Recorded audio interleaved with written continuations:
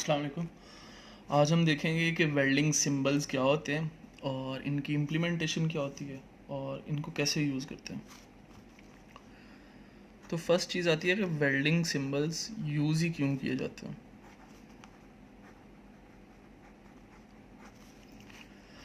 ये एक ड्राइंग है, एक यू प्रिपरेशन की ड्राइंग है।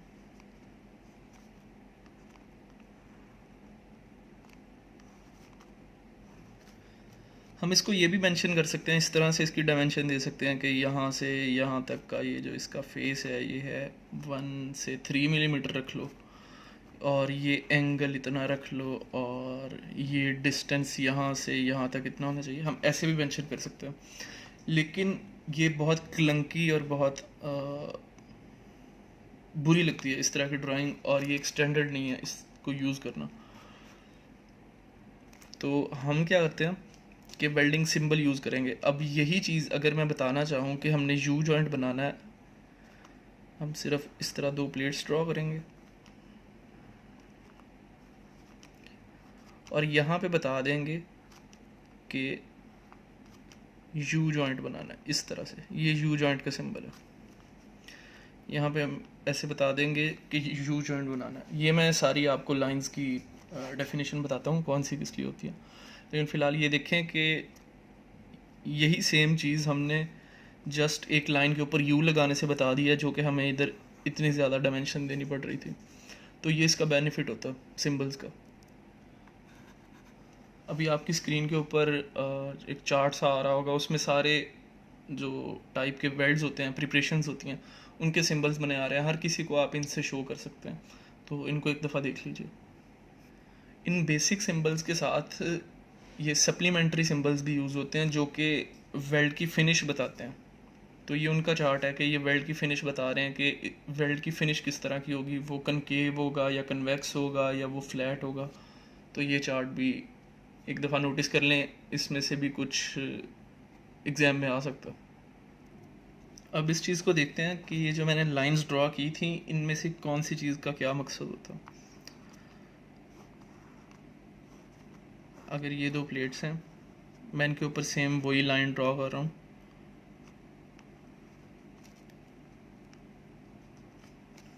ठीक है, और यहाँ पे मैं वी लिख दूँ कि इस पे हमने वी नॉच बना के वेल्ड करना। तो ये जो सबसे स्टार्ट में ये वाला एरिया यहाँ से यहाँ तक का, इसको हम बोलेंगे एरो लाइन।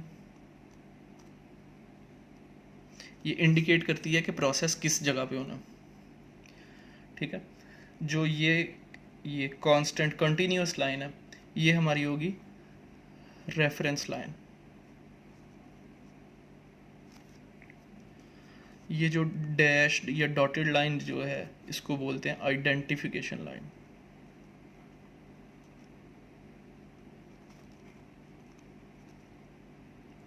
और लास्ट हमारा ये होगा वेल्डिंग सिंबल, कि हमने कौन सी तरह की प्रिपरेशन करनी है इस जगह पर। अब इसमें एक और चीज़ होती है कि ये एरो जिस साइड पे लगा होगा उस साइड पे, अब वी अगर हम कहें कि यहाँ पे वी बनाना है, तो वो वी इस तरह से भी बन सकता है, और इसको अगर उल्टा कर दें तो ये भी तो वी है, इस तरह से बन सकता है। लेकिन इस चीज़ की कन्फ्यूजन से बचने के लिए ये जो रेफरेंस लाइन है और आइडेंटिफिकेशन लाइन है, ये यूज़ होती है। इसको कैसे इम्प्लीमेंट करते हैं कि अगर तो एक ये सिंपल प्लेन लाइक फिले जॉइंट है, फिलट बोलते हैं जिसको, फिले जॉइंट है, तो हम कह रहे हैं कि इस जगह पे आपने फिले वेल्ड लगाना। तो उसको जब इसमें सिंबॉलिक रिप्रेजेंटेशन करेंगे तो कुछ इस तरह से देंगे। ये डॉटेड लाइन है और यहाँ पे हमारा होगा फिले वेल्ड, या इसका उल्टा इस तरह से। अब जिस जगह पे ये एरो लगा होगा, यानी कि जिस साइड पे लगा होगा, ये होगी एरो साइड, और जो इसके ऑपोजिट साइड होगी, ये वाली हमारी होगी अदर साइड। जब ये सिंबल रेफरेंस लाइन के ऊपर लगा हो तो ये एरो साइड होगी। लेकिन अगर यही चीज़ मैं इस तरह से बना दूं कि यहाँ ये इसके नीचे, अगर मैं आइडेंटिफिकेशन लाइन के ऊपर एक फिले वेल्ड का सिग्नेचर बना दूं और बाकी ड्राइंग सेम रहे, तो इसका ये मतलब होगा कि ये हमारी अदर साइड हो जाएगी और इधर वाली साइड हमारी एरो साइड हो जाएगी। यानी कि अगर आइडेंटिफिकेशन लाइन के ऊपर हम सिंबल बनाएंगे तो वो दूसरी साइड पे बनेगा, यानी कि इस जगह पे अब ये लगेगा, ये वेल्ड जो होगा। लेकिन अगर एरो वाली जो लाइन है, ये जो रेफरेंस लाइन है, अगर इसके ऊपर सिंबल बनाएंगे तो हमारी एरो साइड इधर वाली होगी। ये इन दोनों चीज़ों में कन्फ्यूजन होती है, ये थोड़ी सी क्लियर कर लें। अगर इसके बारे में कोई क्वेश्चन हो तो कमेंट्स में ज़रूर पूछें। तो जब ये हम बना देते हैं तो उसके साथ इनकी डायमेंशंस हम मेंशन कर देते हैं। और जो वेल्ड होगा इसकी डायमेंशन किस तरह मेंशन करते हैं वो मैं आपको बताता हूँ। वेल्ड की डायमेंशन में 3 चीज़ें आती हैं, ए, जी और एस। ये सारे स्मॉल लेटर्स में है, कैपिटल कोई भी नहीं है। ये सॉरी जेड है। ये क्या होता है?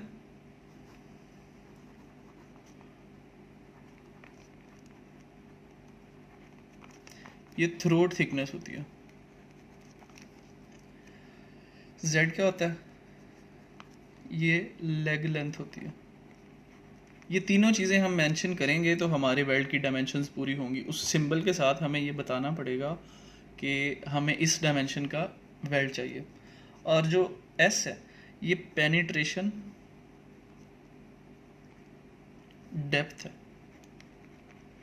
कि कितना पेनिट्रेट करवाना। अब ये तीनों चीज़ें मैं आपको अलग अलग समझा देता हूँ। अगर ये एक प्लेट है और उसके अंदर हमने एक यू जॉइंट लगाया इस तरह से करके, तो यहाँ से लेके यहाँ तक ये इसकी पेनिट्रेशन डेप्थ यानी कि एस है। तो हम इसको किस तरह से लिख सकते हैं? अगर ये हमने यू लगाया तो हम इसको इस तरह से डिनोट करेंगे सिंबॉलिक लैंग्वेज में कि ये आपकी प्लेट थी, 2 प्लेट्स, इस जगह पे हम वेल्ड लगा रहे हैं। ये हमारी एरो लाइन होगी, ये हमारी कॉन्टीन्यूस लाइन होगी और ये आइडेंटिफिकेशन लाइन। अगर मैं ऊपर वाली साइड पे यानी कि वेल्ड इस तरह लगाना चाह रहा हूँ तो मैं एरो लाइन पे शो करूँगा। अगर मैं इसको यानी कि नीचे वाली साइड पे, इधर वाली साइड पे इसका मुंह रखना चाह रहा हूँ तो मैं इसके ऊपर डिनोट करूँगा। लेकिन हम इधर बनाना चाह रहे हैं इस तरह का, तो हम इसको यहाँ पे यू बना देंगे ये और लिख देंगे कि S10, यानी कि इसकी डेप्थ 10 है, पेनिट्रेशन की इसकी डेप्थ 10 है। अब वो जो यूनिट सेट होगा मिलीमीटर इंचेस, वो स्टैंडर्ड की बात है कि वो जिस तरह का स्टैंडर्ड सेट होगा उसके हिसाब से ये डायमेंशन इस तरह से लिखी जाएंगी। नेक्स्ट थिंग हमारे पास है कि लेग लेंथ क्या होती है। अगर ये एक फिले वेल्ड लगा हुआ इस जगह पे, ये फिले वेल्ड है हमारा, तो इसको हम इस तरह से बता देंगे कि लेग लेंथ होती क्या है कि सॉरी कि ये अगर हमारा इस तरह से वेल्ड लगना तो ये 2 लेग्स हैं इसकी, यहाँ से यहाँ तक का डिस्टेंस और यहाँ से यहाँ तक, ये दोनों सेम होते हैं फिले वेल्ड में मोस्टली। तो ये डिस्टेंस हम किस तरह से बताएंगे कि भाई ये हमारा फिले वेल्ड है। अब मैं आपको अदर साइड वाला बताता हूँ कि वो किस तरह लगाते हैं। या तो हम इधर लगा के लिख दें इसके ऊपर ही कॉन्टीन्यूस लाइन के ऊपर, या अगर हम इधर से करना चाह रहे हैं तो हम इस तरह से करेंगे, सॉरी ये डैश लाइन है, तो हम इसके ऊपर एक फिले वेल्ड बना के उसके साथ Z5 लेग लेंथ लिखनी है तो लिख देंगे Z5। तो अब ये क्या होगा, अब ये इस साइड पे लगा, इस साइड पे, क्योंकि ये हमारा एरो साइड ये नहीं है, क्योंकि हमने डॉटेड लाइन के ऊपर लिखा है तो एरो साइड ये बनेगी और ये इधर वेल्ड लगेगा। इसमें तीसरी चीज़ थी हमारे पास थ्रोट थिकनेस, जिसको ए से डिनोट करते हैं, ए के साथ थ्रोट थिकनेस। अब थ्रोट थिकनेस क्या है कि ये अगर हमारा फिले वेल्ड है तो इसके यहाँ से लेके यहाँ तक का डिस्टेंस, यानी कि ये वाली जो लाइन है ये हमारी होगी थ्रोट थिकनेस। और इसको किस तरह से डिनोट करेंगे? सेम वही चीज़, अगर फिले वेल्ड है यहाँ पे,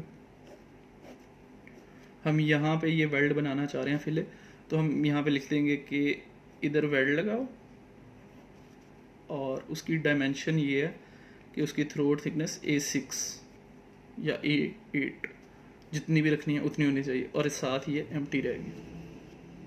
तो ये 3 चीज़ें हमने इनकी डायमेंशंस के लिए क्लियर करनी होती हैं जब आप सिंबॉलिक लैंग्वेज में बता रहे हैं कि वेल्ड किस तरह से लगना है।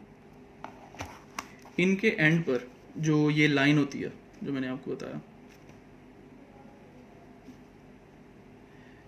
इसके एंड पर एक टेल भी बनाई जा सकती है, और इस टेल के अंदर नंबर्स लिखे जाते हैं जो वेल्डिंग प्रोसेस यूज़ हुआ है उसको डिनोट करते हैं।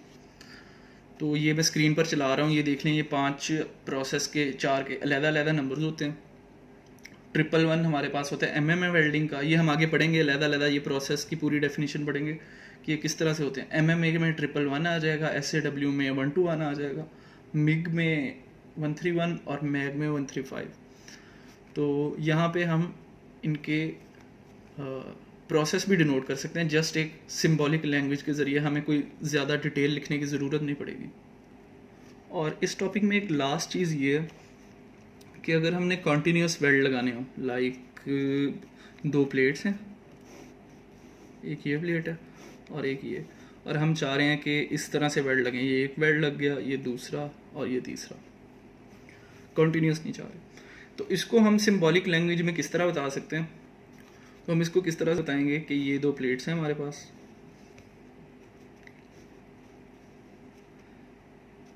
ये हमारी एरो साइड है, यहाँ पे हम चाह रहे हैं कि वेल्ड लगे कौन सा, फिले वेल्ड, और यही चीज़ हम नीचे भी इसकी उल्ट बनाएंगे, क्योंकि सॉरी एक ही साइड पे बनेगा, ये डबल में नहीं बनेगा, डबल फिले में बनेगा। अगर वो भी आगे बता देता हूँ मैं आपको, ये बनेगा। इसके साथ हम इसका z लिख देंगे जो कि हमारे पास है लेग लेंथ, यानी कि Z8 लिख दिया फ़र्ज़ करें। इसके साथ हम मेंशन करेंगे नंबर ऑफ वेल्ड्स, यानी कि ये कितने वेल्ड लगे हैं, 1 2 3। ये फार्मूला बता रहा हूँ तो इसमें वैल्यूज़ पुट कर लें, लाइक N3 हो जाएगा, और इसके साथ मल्टीप्लाई करेंगे L होगी हमारे पास उसकी लेंथ, वेल्ड की लेंथ कितनी है, ये L है हमारे पास, तो हम L और साथ E को मल्टीप्लाई करेंगे। E क्या है? E इन वेल्ड्स के दरमियान का डिस्टेंस है, ठीक। तो ये हमारे पास फॉर्मूलेशन है। अगर हमने कॉन्टीन्यूस स्पेस दे के वेल्ड लगाने हो तो ये इस तरह से किया जा सकते हैं। अगर यही चीज़ हम फिले वेल्ड के अंदर देखें कि हमने ये 2 प्लेट्स हैं,